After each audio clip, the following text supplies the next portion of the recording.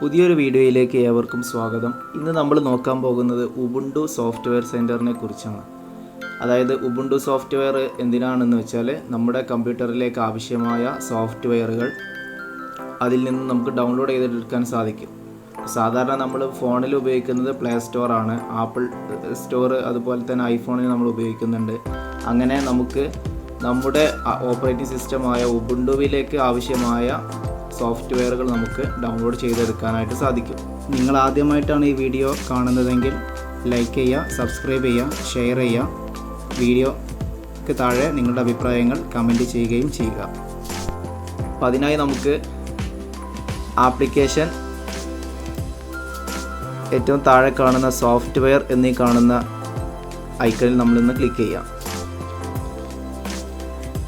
ശേഷം നമുക്ക് ഇങ്ങനൊരു ഇൻ്റർഫേസാണ് തുറന്നു വരുന്നത്. ഇവിടെ നമുക്കൊന്ന് സെർച്ച് ചെയ്യാം. നമുക്ക് ആവശ്യമായ ആപ്ലിക്കേഷൻ ഏതാണോ അത് നമുക്കിവിടെ സെർച്ച് ചെയ്യാം. അപ്പോൾ ഞാനത് കേഡൻ ലൈവിൻ്റെ പുതിയൊരു വേർഷൻ ഞാൻ ഡൗൺലോഡ് ചെയ്യാൻ ശ്രമിക്കുകയാണ്.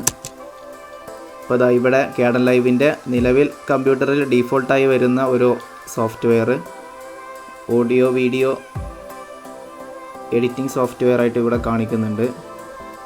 ഇനി നമുക്ക് അടുത്തതായിട്ട് നമുക്ക് അതിൻ്റെ തന്നെ പുതിയ ലേറ്റസ്റ്റ് വെർഷൻ ഇവിടെ കാണിക്കുന്നുണ്ട്. അതൊന്ന് ഇൻസ്റ്റാൾ ചെയ്യാനായിട്ട് ശ്രമിക്കാം.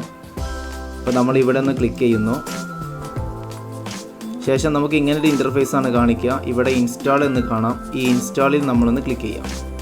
ശേഷം നമുക്ക് പാസ്വേഡ് നൽകേണ്ടതുണ്ട്. നമ്മുടെ കമ്പ്യൂട്ടർ ഓപ്പൺ ചെയ്യുന്ന സമയത്ത് നമ്മൾ നൽകിയ പാസ്വേഡ് ഏതാണോ ആ പാസ്വേഡ് നമുക്കൊന്ന് ഇവിടെ എൻ്റർ ചെയ്ത് കൊടുക്കാം. ഇനി നമുക്ക് ഈ ഓതൻറ്റിക്കേഷൻ എന്ന് കാണുന്ന ഈ ബട്ടണിലൊന്ന് ക്ലിക്ക് ചെയ്യാം. ഇപ്പോൾ നമ്മുടെ സോഫ്റ്റ്വെയർ ഇൻസ്റ്റാൾ ആവുന്നുണ്ട്. നമ്മൾ അല്പസമയം കാത്തിരിക്കേണ്ടതുണ്ട്. ഇപ്പോൾ നമ്മുടെ കേഡൻ ലൈവ് പുതിയ സോഫ്റ്റ്വെയർ ഇവിടെ ഇൻസ്റ്റാൾ ആയിട്ടുണ്ട്. ഇവിടെ ലോഞ്ച് അതുപോലെ റിമൂവ് എന്നൊരു ഓപ്ഷൻ കാണാം. ഇനി നമുക്ക് ഇത് നമ്മുടെ ആപ്ലിക്കേഷൻ ലിസ്റ്റിലേക്ക് എത്തിയിട്ടുണ്ടോ എന്ന് നമുക്കൊന്ന് നോക്കാം. ഞാനിത് തൽക്കാലം ഒന്ന് മിനിമൈസ് ചെയ്യുകയാണ്. നമ്മൾ ആപ്ലിക്കേഷൻ അതുപോലെ സൗണ്ട് ആൻഡ് വീഡിയോ എന്നുള്ളത് നമ്മൾ ക്ലിക്ക് ചെയ്യുന്നതാണ്. കേഡൻ ലൈവിൻ്റെ രണ്ട് ഓപ്ഷൻ നമുക്കിവിടെ കാണാം.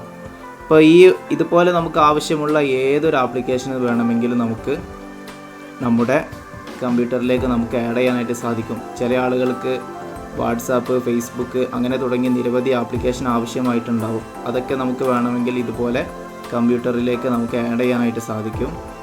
അത്തരം സോഫ്റ്റ്വെയറുകളെ നമുക്ക് ഈ മുകളിൽ കാണുന്നത് പോലെ ഷോർട്ട് കട്ടായിട്ട് നമുക്ക് നമ്മുടെ കമ്പ്യൂട്ടറിൻ്റെ പാനലിലേക്ക് കൊണ്ടുവരാനും കഴിയും. അതെങ്ങനെയാണ് കൊണ്ടുവരേണ്ടത് എന്ന് ഞാൻ ഇതിനു മുമ്പ് ഒരു വീഡിയോ ചെയ്തിട്ടുണ്ട്. ഞാൻ ഈ ഐ ബട്ടണിൽ അതിൻ്റെ ലിങ്ക് ഞാനിവിടെ ആഡ് ചെയ്യുന്നുണ്ട്. നിങ്ങൾക്ക് ആ വീഡിയോ കാണാവുന്നതാണ്.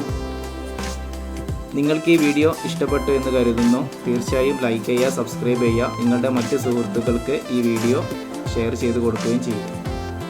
Thank you.